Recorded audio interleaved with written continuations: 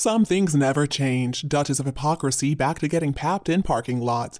And in other news, the real reason Meghan and Harry were excluded from the invite list for the Duke of Westminster's wedding. Hello everyone. Welcome back to the King YouTube channel.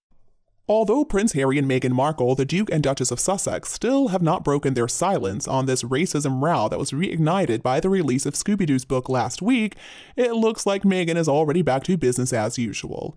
She was photographed in a parking lot, which seems to be one of her favorite places to be photographed. I guess if you don't get any invitations to walk down red carpets, you make do with what you got. Anyway, the Daily Mail is running the headline, "Not a care in the world. Meghan Markle is pictured smiling in the first sighting since royals accused of racism were named in Dutch translation of Omid Scobie's new book." Reportedly, a smiling Meghan Markle was out and about in California on Monday, seemingly without a care in the world as the furor over the racist royals continues back in England. Okay, seemingly without a care in the world. Looks to me like she is pleased as punch with herself. She believes that her little scheme has finally worked. She got the names out there, and she believes that she's going to avoid taking any of the flack for that decision. Well, Meghan, I think you're celebrating a little too soon. It ain't over till it's over. If you ask me, the royal family is not going to allow this to just blow over. They're going to get to the bottom of this. And if it was indeed Meghan who supplied Scobie with the names, and then Scobie chose to release the names, I would think at the minimum, Meghan is going to lose that precious title that she loves so much. I mean, that is at the minimum. But I think the royal family would be well within their rights to also file suit against her and Scooby-Doo. Of course, we don't know yet what path they're going to choose, but I know which one I'm hoping for. So anyway, let's see what old Megsy has been up to. According to the Mail Online, the 42-year-old was spotted in Santa Barbara, a few miles from her Montecito mansion, seemingly oblivious to the firestorm raging in her husband Prince Harry's home country. Honestly, who even writes this stuff? I mean, seemingly oblivious to what's going on. Come on now, like anybody's gonna believe that. Meghan knows exactly what is happening right now, and she is loving it. She believes that she really did something damaging to King Charles and to Princess Catherine. Of course, she didn't. I mean, they're gonna weather this storm like they have weathered every other storm that has come their way thanks to the Montecito malcontents. But for right now, at least, Meghan is celebrating. Of course, we also get treated to a description of what Meghan was wearing. It's written, "The California-born mother of two was dressed down in black leggings and a black long-sleeved t-shirt with a green baseball cap." You can see her outfit in these pictures, too. She looks ugly as ever. In fact, she's aging so badly. I don't know what is happening to her. I think it's all that Ozempic she's taking, but she's not looking good. She needs to gain a little weight, or she needs to do something to her face, or I don't know, maybe she just needs to stop getting her picture taken. So I guess because of her outfit, we're supposed to believe that she was on her way to the gym. But honestly, looking at her, I don't believe that she ever goes to the gym. I mean, those legs don't have an ounce of muscle on them. It's just skin and bones and those knobby knees. I mean, she looks like she's got the legs of an 80-year-old woman. I know that's not a very nice thing to say, but sometimes I can't help myself when it comes to her. Another thing I paid more attention to than I probably usually do is Meghan's skin tone. Of course, we know it's always changing thanks to self-tanner and bronzer. But on this day, it looks like she hadn't been to the tanning salon or hadn't been putting bronzer on her skin or whatever. She looks so pale. And that really begs the question, who on earth is going to be speculating about the skin color of her and Harry's baby anyway? It makes no sense. If she and Harry really did make a baby, everybody knows that baby would be lily white. There is no question about it. Let's remember, Meghan herself claimed to be Caucasian until she got with Harry and decided it was more beneficial for her to pull the race card.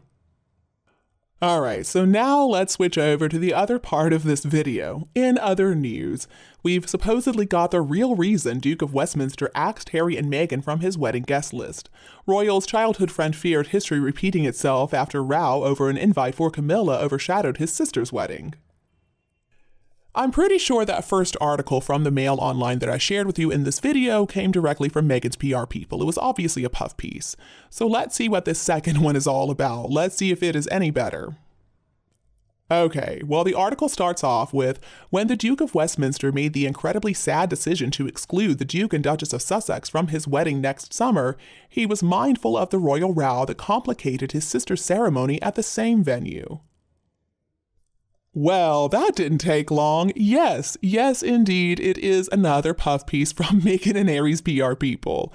I guess they decided they weren't getting quite enough attention lately. Scooby-Doo was stealing all their thunder, so they gotta do something. And what better excuse to get their names in the news than to make up some story about why they're not being invited to the wedding of Archofficial's own godfather. The Daily Mail reports that Hugh Grosvenor, the Duke of Westminster, was very conscious of the tension surrounding the wedding of Lady Tamara Grosvenor and Edward Van Cutsem at Chester Cathedral in 2004, and did not want anything similar at his own.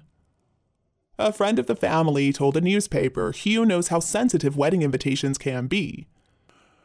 Wedding invitations complicated? I guess in some circles, sure. But anyway, let's find out exactly what is so complicated about this situation and what was so complicated about Camilla's presence at his sister's wedding. Well, reportedly, Camilla was invited to his sister's wedding, but they told her that she would not be allowed to sit with Prince Charles, and she would have to sit a few rows back, and she would also have to get there separately, and this was because the late Queen and Prince Philip were also going to attend the ceremony. They quoted a Buckingham Palace courtier at the time as saying, "It may provoke comment on the day, but Her Majesty will also be attending, and she is a stickler for protocol. A pew will be set aside for the members of the royal family attending, and it would be inappropriate for Mrs. Parker Bowles to sit beside Prince Charles since she has no official standing."